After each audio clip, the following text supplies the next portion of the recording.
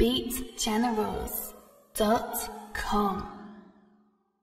What's good, y'all? Welcome to the Beat Generals Fundamental series. In this little three-part series, we're going to be showing you the thing that we at BeatGenerals.com see, most new producers mess up on, most beginners mess up on, and even some intermediate type producers don't kind of really focus in on these things, and it just kind of really makes their beats sound a little bit messed up, and it just doesn't sound very professional. So in this little three-part series, we'll be just showing you the little mistakes that we see, and hopefully help some of you guys out. So this is not aimed at more advanced or upper level type producers. It's more aimed at the beginner and stuff. So if you've been producing a while, these are things you should already know.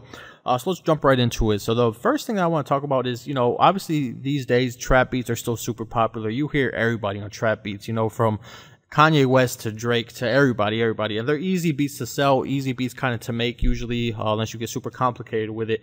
But a lot of people make them. And one thing that you always hear people mess up on, obviously the center of a trap beat usually is going to be that drum pattern, that 808. You need that heavy Lex Luger type 808 to really make a dope trap beat.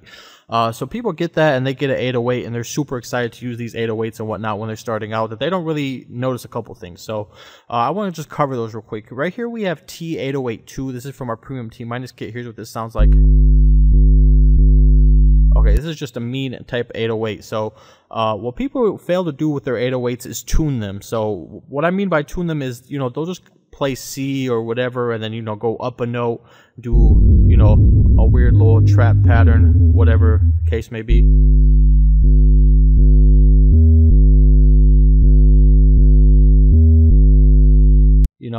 And they'll do this kind of thing, and and this is C minor scale.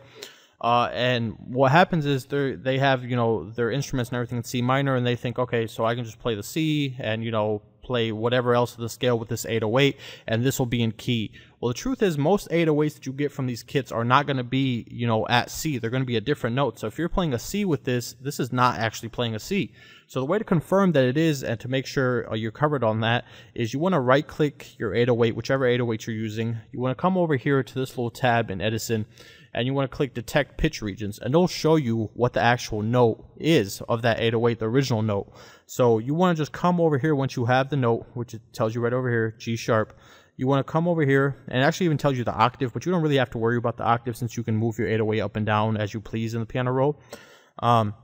Then you come over here and you find that key, so C, D, E, F, G, G sharp, right? And now when you play this, the C is actually going to be playing a C, and so on and so forth. So you actually have the correct mapping of these keys.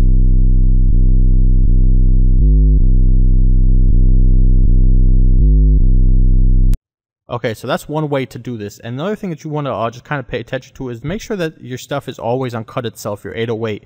Otherwise, if you don't, you'll hear a lot of distortion when the sounds bleed kind of into each other. You see that little wah-wah type, effect when things start bleeding. It just doesn't sound good. So always make sure it's on cut itself. Now, another little thing you can do, which I prefer to use, is a VST in FL Studio called Direct Wave. And what Direct Wave allows you to do is it lets you import sounds into here, right? So I can just drag this 808 into here. Now, once I actually have this 808 in here, let me just make sure it's on the same effects channel just so we can hear it better.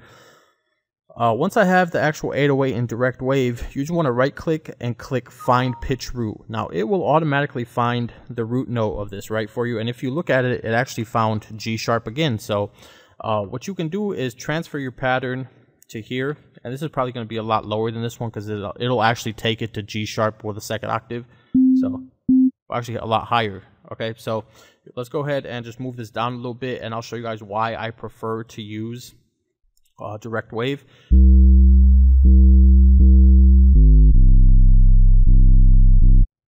Okay, so on Direct Wave, you don't have to right click and click cut itself or anything like that. You can if you want to, but you don't have to. The cool thing about Direct Wave is that it'll automatically cut off notes where you left them, or where you kind of cut them off. So you'll hear little spaces, which allows you to kind of create a better bounce to your tracks. And something that's very popular, you hear Boy Wonder, Vinyls, a lot of people do these kind of 808s that kind of leave a little bit more of a breathy kind of open pattern. So this is a lot easier to do in here.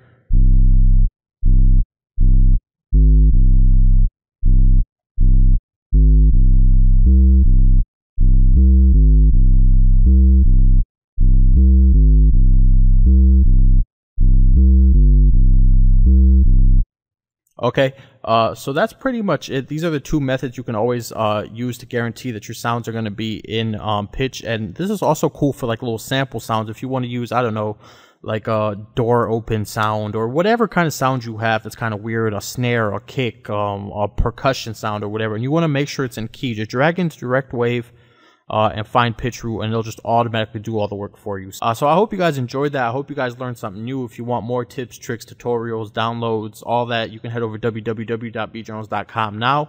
Stay tuned for part 2. Until next time, beatjournals.com.